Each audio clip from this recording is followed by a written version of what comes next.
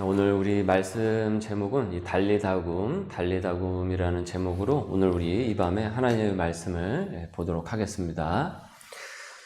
예전에 이제 설교 세미나 시간에 제가 어떤 수업 시간에 당시에 이제 강사 목사님께서 말씀을 이제 그런 말씀을 하셨는데, 자신이 제일 좋아하는 사진이 있는데 어떤 사진이냐 하면은 어미새가 먹이를 이렇게 물어오면은 아기새가 입을 쫙 벌리고서 그 어미새가 물어다 주는 그 먹이를 먹고 있는 그 장면이라는 거예요. 그 사진만 보면은 이제 은혜가 되신다. 그래서 자기는 그 목양실에다가 그 어미새가 새끼새에게 그 먹을 거를 이렇게 물어다가 주는 그 장면의 그 사진을 그 액자에다 이렇게 걸어놨대요. 그게 볼 때마다 은혜가 된다. 그럼 왜 그 어미새가 그 새끼새한테 그 먹이 주는 게 뭐 은혜롭겠습니까? 그냥 우리가 흔히 자연에서 볼 수 있고 익히 들었던 것인데, 이 먹이가 아기새는 어미새에 대해서 전혀 의심이 없죠. 예. 이 먹이가 진짜 먹이가 맞나, 아니면 뭐가 들었나 안 들었나, 그런 의심이 없이 그냥 무조건 짹짹거리면서 어미새가 물어오는 그 먹이를 넙죽넙죽 받아 먹지 않습니까? 네. 거기에는 그 새끼새가 어미새에 대한 어떤 불신도 없고 아무런 의심도 없고 전적인 신뢰만 있습니다.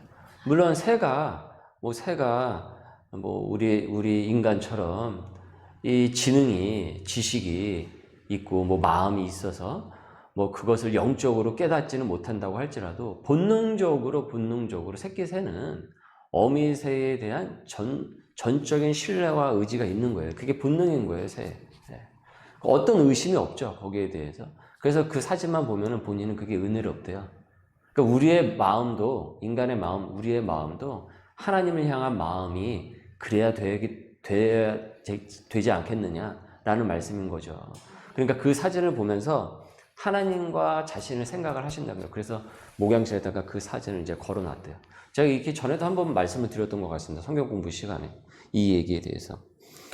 애들 여러분 키워보신 분들 다 아시겠지만 애들 밥 먹일 때 애들이 부모를 불신하지 않습니다. 네. 그렇죠? 자, 입 벌려봐라. 아 하면은 그냥 조그만 그 입술 열면서 거기다가 밥 떠가지고 밥 숟가락에 반찬 해가지고 딱 주면은 먹지 않습니까, 애들이? 나도 그렇게 자랐고, 저와 여러분도 그렇게 자랐고, 또 우리가 애들 키울 때도 그렇게 키우지 않습니까? 애들이 엄마 아빠에 대해서 의심합니까? 엄마 여기 뭐 탔어? 엄마 이거 나한테 몸에 좋은 거 맞아? 그런 거 물어봅니까? 그 의미가 없는 질문이죠, 그거는. 전적으로는 부모에 대해서 신뢰가 있으면 당연히 엄마가, 아빠가 자기한테 좋은 거 주고 필요한 거 준다라고 전적인 신뢰와 완전히 거기에 대해서 온통 믿음밖에 없잖아요. 1초 조금의 0. 몇 프로의 의심과 불신은 전혀 없단 말이죠. 이게 하나님을 향한 우리의 이 마음이 사실은 그래야 되는 것입니다. 이것이 여러분 본능적으로 하나님을 향한 마음이 그래야 되는 것입니다. 그래서 하나님께서 나에게 주시는 그 말씀을 새끼새가 어미의 먹이를 넙죽넙죽 받아 먹듯이 우리 또한 그와 같은 새끼의 마음을 갖고 있어야 되는 거예요. 새끼새의 마음. 그리고 이 자식의 마음. 우리가 애기였을 때, 그리고 우리 자식을 보면서 그걸 보면서. 근데 우리는 많이 가리죠. 그렇죠? 우리 많이 가리죠. 성경 말씀 볼 때도 좀 불편하면은 가리잖아요. 이게 나한테 별로 나는 이런 건 아닌데. 그러면서 우리는 이거를 내 편향적으로 또 내가 원하는 것만 편식을 하면서 딱 받아들이고 내 딱 이 마음에 딱 그게 부딪히면은 이게 다 튕겨내지 않습니까? 그래서 사실은 힘든 겁니다. 그래서 우리가 힘들어지는 것이에요. 왜 힘들어지겠습니까?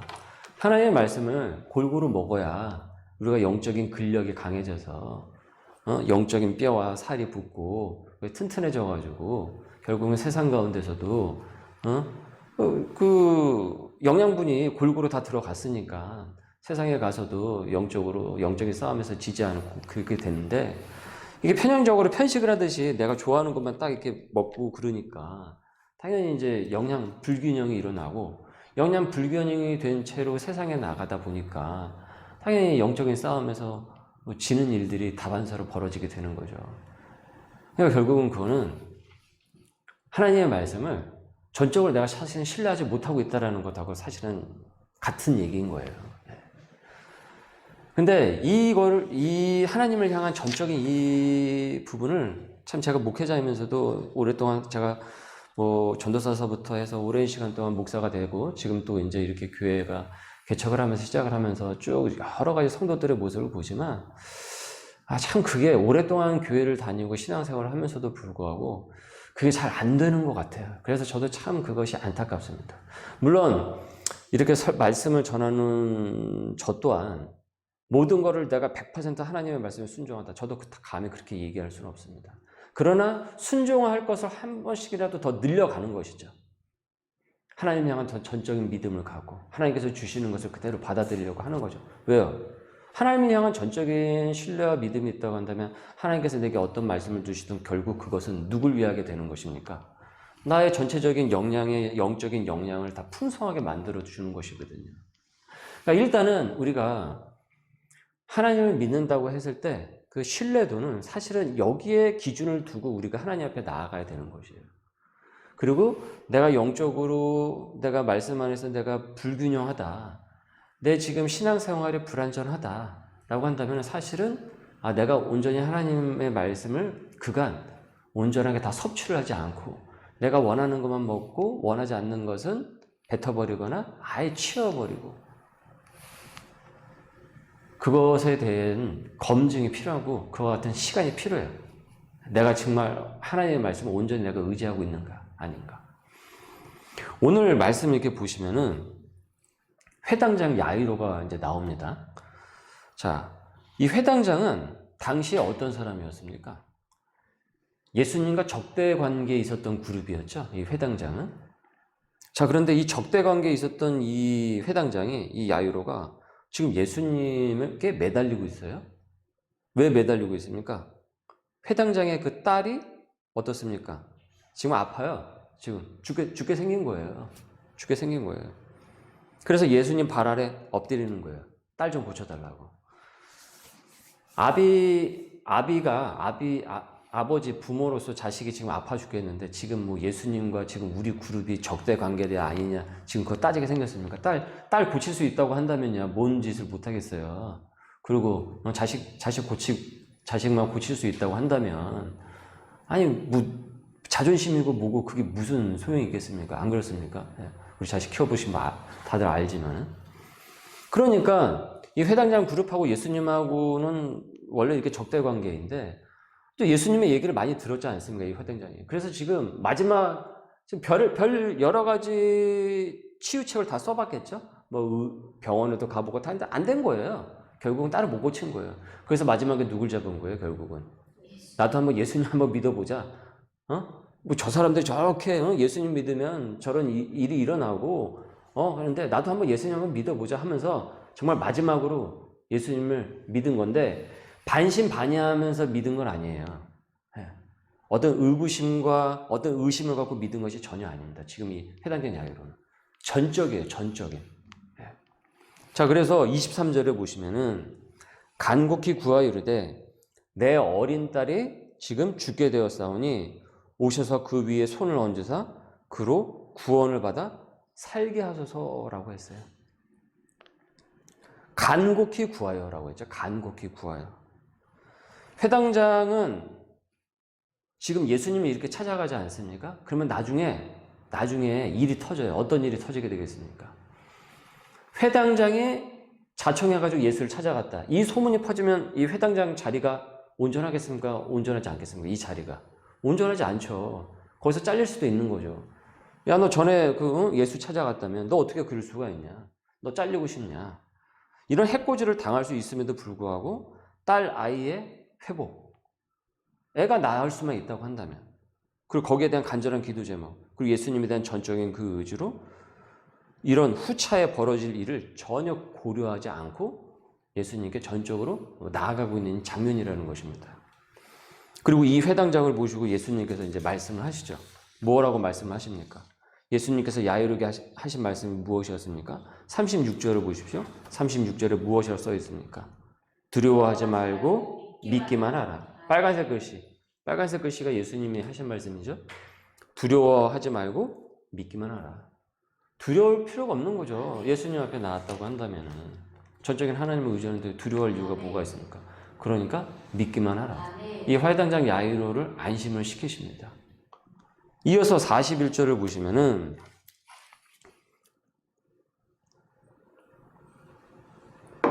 41절에 제가 읽겠습니다.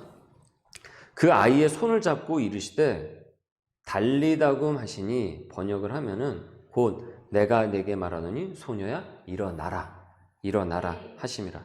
소녀가 곧 일어나서 걸으니 나이가 12살이라. 사람들이 곧 크게 놀라거늘 예수께서 이 일을 아무도 알지 못하게 하라고 그들에게 많이 경계하시고 후에 소녀에게 먹을 것을 주라 하시니라. 달리다금은 아람어입니다. 아람어. 왜 예수님이 자국어를 놔두고 아람어를 지금 여기서 사용을 하셨을까? 약간 궁금하죠? 그죠? 예수님이 당시에 쓰던 언어는 무엇이었습니까? 히브리어잖아요. 유대인은 히브리 족속이니까. 근데 왜 난데없이 여기서 아람어를 쓰실까? 그죠? 아람이 우리 이제 예전에 우리 수요 성서학당 때 성경 공부했을 때 여러분 기억을 해보시면은 아람이 이스라엘을 정복을 하기도 했었죠. 그 시리아 민족들이 아시리아가 이스라엘을 정복을 했었죠. 그리고 이제 또 나중에 페르시아 그다음에 로마 이런 시대를 가지 않았습니까? 그런데 그 나라는 멸망을 해도 그 아람어는 언어는 존재를 하고 있었어요. 그 당시에. 그러니까 이처럼 이 언어라는 문화는 이렇게 쉽게 사라지질 않아요. 문화라는 것은. 문화의 잔재라는 거. 그래서 여러분 우리가 문화를 되게 조심해야 되는 이유가 바로 그거예요. 그것이 긍정적이든 부정적이든 간에 그게 굉장히 오래 가요. 저와 여러분도 굉장히 그 문화에 아주 익숙해요, 우리가. 여러분과 저도 모르는 사이에 세상 문화를 많이 입었단 말이에요. 근데 그게 내가 의식을 못 하는 거예요, 그거를. 우리가 팝이 익숙하잖아요. 이 세상 노래에 익숙하단 말이에요. 왜요? 텔레비전을 많이 봤으니까 그게 익숙한 거예요. 가요나 이런 것에 익숙하단 말이에요.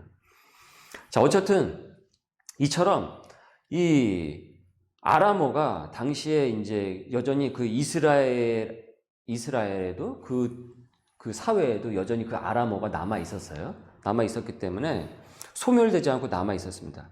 그래서 우리가 한국말을 지금 우리가 이렇게 쓰면서도 일상생활에서 종종 무엇을 표현할 때 우리가 외래어를 쓰죠. 어떻게 외래어를 씁니까? 서랍을 캐비넷이라고 표현을 하기도 하고, 또 뭡니까? 이거 수도꼭지 같은 걸 밸브라고 하기도 하고. 꼭지라고 누가 요즘 씁니까? 전부 다 밸브라고 얘기를 하지. 그리고 또 뭐예요? 생활에서 잘한다고, 나이스, 굿, 이런 식의 언어를 우리가, 이렇게 얘기하잖아요. 스페셜한데? 이렇게 하면서 외래어를 쓰잖아요. 그러니까 이처럼 당시에도 그런 말들을 이 아람어, 히브리어를 쓰면서도 이 아람어를 종종 쓰게 됐다라는 거예요. 그러니까는 지금의 우리가 쓰는 이런 외래어를 쓰는 배경과 그때가 다소 약간은 다르기는 하지만은 예를 든다면 이렇게 히브리어 안에 이런 아람어가 생활이나 어떤 중요한 것을 표현할 때 쓰였다라는 것입니다. 그래서 여러분 에바다 엘리 엘리 라마 사박다니, 예수님께서 십자가에 못 박혀 돌아가시기 전에 나의 하나님 어찌하여 나를 버리셨습니까? 엘리 엘리 라마 사박다니. 그 다음에 마라나타, 주 예수여 어서 오시옵소서. 이 모든 것들이 다 사실 아람어입니다. 자, 예수님께서 이 순간에 달리다금 하셨어요. 소녀야 일어나라. 상징적인 언어를 이 상황에서 특별하게 이 언어를 사용을 하신 것입니다. 달리다금은 이 상황에서 예수님께서 이 달리다금이라는 말씀을 사용하심으로써 이를 지켜보는 사람들에게 각인이 된 거예요. 기억이 된 거예요. 달리다금이라고 하셨으니까 이 단어를. 그냥 소녀야 일어나라 라고 한 것이 아니라 소녀야 일어나고 했을 때 달리다금이라고 하면서 이 짧은 단어가 주변에 있던 많은 사람들에게 각인이 되고 정확하게 기억이 된 거예요. 오랜 시간. 그러면서 이 달리다금은 한 사람이 온전히 하나님을 신뢰를 했을 때 어떤 결과를 맞게 되는지를 상징적으로 보여주는 단어가 된 것입니다. 달리다금. 여러분 지금 여기에 있는 모인 사람들이 이 장면을 잊을 수 없겠죠. 그죠? 그리고 예수님께서 달리다금 하셨을 때 그 단어도 잊을 수 없겠죠. 그리고 이 달리다금이 소문에 소문을 거치면서 많이 퍼져나갔겠죠. 그 이스라엘 전역에. 그래서 지금 오늘 우리가 이 성경에서도 보고 있는 것 아닙니까? 예수님의 사도들이 지금 이것을 기록을 한 것 아닙니까? 이거를 정확하게 달리다금이라고. 이 마가복음에만 있는 것이 아니라 똑같이 병행 구절인 다른 복음서에서도 이 달리다금 사건이 나오죠. 그러니까 그만큼 이 사건이 굉장히 강렬하게 사람들에게 다가갔던 것이고 상징적인 사건이 된 거예요. 그리고 예수님께서는 아주 이렇게 표현을 하는 게 정확할지는 모르겠지만 영리하게, 그래서 주님께 영리하다라는 표현은 좀 그렇지만 굉장히 어떤 이 지혜롭게 예수님께서는 이 순간에 달리다금이라는 단어를 사용하시면서 이 사건을 잊을 수 없게끔 모두가 다 기억하고 이 사건을 기억하고 그 다음에 후에 이 성경 말씀을 통해서 많은 사람들에게 더 알려지듯이 그를 의도하셨을 것이다라는 것이죠. 자, 그래서 달리다금은 한 사람이 온전히 하나님을 신뢰를 했을 때 어떤 결과를 맞게 되는지를 상징적으로 보여주는 단어가 된 것입니다. 자, 여러분, 누가 달리다금의 은혜를 받습니까? 누가 이 달리다금의 축복을 얻습니까? 그럼 오늘 본문 말씀은 나한테 묻고 있는 거죠. 나는 달리다금의 축복을 누리는 사람인가? 왜 내 인생에서는 달리다금이 없는가? 어떻게 해야 나도 이 은혜를 누릴 수가 있는가? 여러분이 본문의 말씀을 보면서 이 야이로 사건 안에서 또 다른 사건이 보이실 것입니다. 그래서 오늘 성경 말씀을 우리가 봉독을 할 때 앞부분 읽고 중간에 띄었다가 끝부분을 읽었죠? 제가 길어서 그렇게 꼭 한 것이 아닙니다. 그 중간에 다른 사건이 있어요, 또. 네, 중간에. 그러니까 이야기 속에, 사건 속에 또 하나 사건이 또 들어가 있는 거예요, 여기 안에. 그 사건이 무엇입니까? 예수님께서 회당장 야이로가 예수님 앞에 무릎을 꿇고 간절한 거 내 딸 좀 고쳐달라고. 그래가지고 예수님께서 그래, 너의 집으로 가자 하면서 가는 와중에 어떤 일이 벌어지게 되었어요? 25절입니다. 25절에 무슨 일이 벌어졌습니까? 혈루증 여인의 사건이 있었죠? 여러분 본문에 보시면, 말씀에 보시면 이게 무슨 얘기입니까? 많은 인파 속에서 지금 하혈을 하는 여자가 예수님을 지금, 이 하혈이라는 게 계속 피가 나오는 병이에요, 이게 생리가 멈추지 않는 병이라고 생각을 하시면 돼요. 그러니, 아니, 여자가 지금 피가 멈추지 않으니 밖에 나올 수가 있겠습니까? 없겠습니까? 당시에 무슨 생리대라든지 이런 것들이 보편적으로 있었던 기술의 시대도 아니었고, 이게 멈추질 않으니, 사실은 이 여자가 지금 온몸이 피투성이가 된 채로 밖에 나오는데 이 여자를 얼마나 수치스럽겠습니까? 그죠? 많은 사람들이 도망가고 싶고 집안에만 있어야 될 여자가 지금 나온 거예요. 그리고 사람들 많은 틈에서 창피한 줄을 모르고 지금 누구한테 가고 있는 거예요? 그 인파를 헤치면서 예수님 앞에 나아가는 거예요. 왜 나가고 있습니까? 왜 나가고 있어요? 병 고침 받고 싶어서, 그 문제를 해결받고 싶어서 지금 예수님께 나아가는 거예요. 여기 어떤 의심과 의구심이 있습니까? 없어요. 전적인 신뢰밖에 없죠. 마치 배고픈 새끼새가 입을 벌리고서 어미새가 물어다 주는 먹이를 덥석덥석 먹듯이 그것밖에 없는 거예요. 그 배고픔밖에 없는 거예요. 지금 이 여자도 배고픈 거예요. 뭐가 배고파요? 지금 병 때문에 너무나도 힘들고 고통스러운 거예요. 이 병이 몸만 아프게 하는 게 아니라 마음도 아프게 하잖아요. 그래서 병마에 짓눌린다고 하잖아요.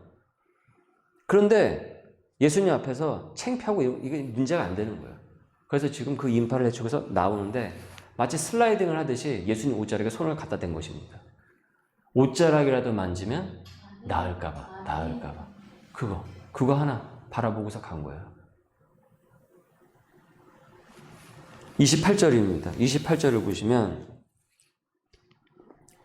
28절 한번 읽어보시겠습니까? 28절, 29절 시작. 이는 내가 그의 옷에만 손을 대어도 구원을 받으리라 생각함일러라. 이에 그의 혈루 근원이 곧 마름에 병이 나은 줄을 몸이 깨달으느니라. 아멘.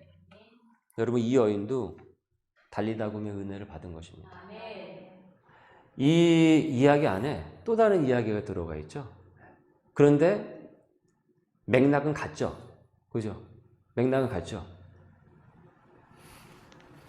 야이로와 혈루증 여인의 이 공통점은 똑같이 큰 삶의 문제가 있었고 그 문제를 혼자 끙끙 앓고 그것 때문에 힘들어하고 고통스러워하고 우울증 걸리고 계속 그것 때문에 그거 잊으려고 다른 거 찾고 그렇게 세월을 낭비하는 것이 아니라 누구한테 나왔습니까? 그 문제를 갖고 예수님께 전심으로 전력하여 가져갔고 전심으로 주님을 신뢰를 했고 그래서 결국 달리다금의 은혜를 받았다라는 것입니다.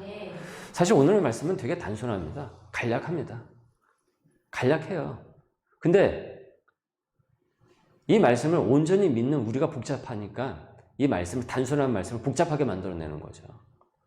사실 뭐 성경 우리가 볼 때 이게 뭐 솔직히 성경 말씀이 복잡합니까? 사실은 뭐가 복잡해요? 복잡한 거 없어요, 사실은. 결국은 우리의 순종을 요구하는 것이고 하나님을 향한 전적인 마음을 요구하시는 거거든요. 그런데 우리의 생각이 복잡한 거예요, 너무. 세상 사는 게 너무 복잡하잖아요. 그러니까 자꾸 생각이 많아요. 근데 사람을 만날 때도 생각이 많고 세상 살아가는 것도 생각이 많은데 하나님 만날 때도 생각이 너무 많은 거예요. 그러니까 복잡하죠. 내면 세계가 복잡하죠. 그러니까 자꾸 잡념이 들죠. 믿음 속에 잡념이 들죠. 잡념이 드니까 온전히 주님을 의지하기가 쉽겠습니까? 어렵겠습니까? 어렵죠. 내가 산만하니까. 내 마음이 산만하니까. 산만한 영을 갖고 있으니까 하나님을 향한 집중도가 떨어질 수밖에 없죠. 그래서 제가 서두에 말씀드리지 않았습니까? 새끼사와 우리 애들 밥 줄 때 마찬가지라고. 여러분 보십시오. 애들 밥 주면서 여러분 기억나시죠?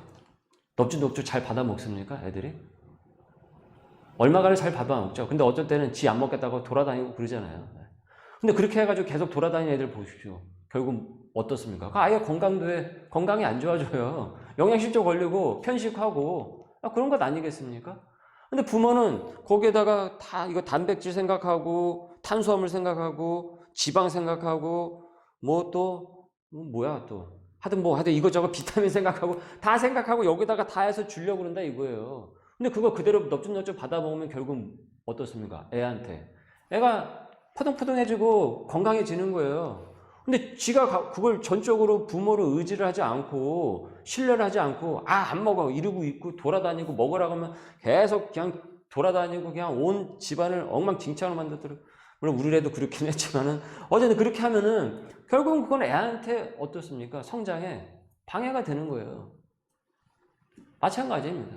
우리가 주님 앞에 나올 때도 그래요. 여러분 생각해 보시죠. 똑같이 주님 앞에 교회를 다니고 교인인데도 누구는 달리다금의 은혜를 받습니다. 근데 누구는 못 받습니다. 왜 이런 차이가 발생하는 겁니까? 여러분 하나님이 그 사람은 더 사랑을 하고 저 사람은 약간 덜 사랑하고 차별해서 그런 것입니까? 아닙니다. 아닙니다. 여러분 지금 이때 당시에 회당장 그룹은 이 사람만 있었던 것이 아니라 수많은 회당장 그룹이 있었고 바리새인과 사두개인이 다 있었습니다. 여러분 이때 당시에 혈루증 여인과 같은 고통을 갖고 있었던 여자가 한두 명이었겠습니까? 여러 사람이 병마에 시달리고 마음의 질병에 시달린 사람은 이 혈루증 여인만 있었던 게 아니에요. 수많은 사람들이 다 있었어요. 그런데 혈루증 여인하고 지금 오늘 회당장 야이로의 딸이 회당장 야이로가 나온 거예요. 그의 딸이 나온 거고 대표적으로 나온 거예요. 그것이 무엇을 얘기하는 것입니까? 달리다금의 은혜는 다 모든 사람을 향해서 다 열려져 있지만은 그 달리다금의 은혜를 받는 사람은 이 사람들이었다라는 거예요. 이 말씀이 우리에게 시사하는 바는 굉장히 크죠. 왜? 내 인생에는 달리다금의 역사가 없는가? 왜 나는 달리다금의 축복을 받지 못하는가? 결국은 내 마음이 어디 가 있느냐? 그걸 묻고 있는 것 아니겠습니까? 그러면 여러분 우리가 이 은혜를 누리기 위해서는 어떻게 해야 되겠습니까? 잡념을 떨쳐버려야 되죠. 하나님 앞에서는 잡념을 떨쳐버려야죠. 집중력 있게 나아가야죠. 기도할 때 기도하고 말씀 볼 때 말씀 보고 그 다음에 예배 후에 우리의 삶 속에서 예배 삶으로 살아나가는 거죠. 우리의 생계터전에서 하나님의 나라를 하나씩 하나씩 확증해 나가는 거죠. 물론 생계터전 넘어서는 게 쉽지 않죠. 밥 먹고 사는 게 쉽지 않습니다. 그러나 우리가 하나님을 믿고 집중을 하면서 그 생계의 터전도 하나님께 영광이 되도록 하나씩 하나씩 만들어 나가는 것 아니겠습니까? 저와 여러분에게 이와 같은 달리다금의 은혜가 있으시길 바랍니다. 예, 이 은혜를 누릴 수 있길 바랍니다. 오늘 이 밤에 우리 그래서 오늘 말씀이 이때여서 우리 함께 같이 기도하도록 하겠습니다. 주님, 내게 이 달리다금의 은혜가 넘치게 하여 주시옵소서. 우리 교회에 이 달리다금의 은혜가 임하게 하여 주시옵소서. 내 마음이 너무나도 산만했습니다. 주님 앞에 나아갈 때 올바로 집중하지 못했던 그 마음 주님 용서하여 주시옵고, 의심과 불신에 대한 그 마음 주님 용서하여 주시고, 주님 이 시간에도 살아서 역사하시는 하나님께 온전히 나아가고 그 달리다금의 은혜와 축복을 받을 수 있도록 주님 역사하여 주옵소서. 우리 함께 같이 기도합니다.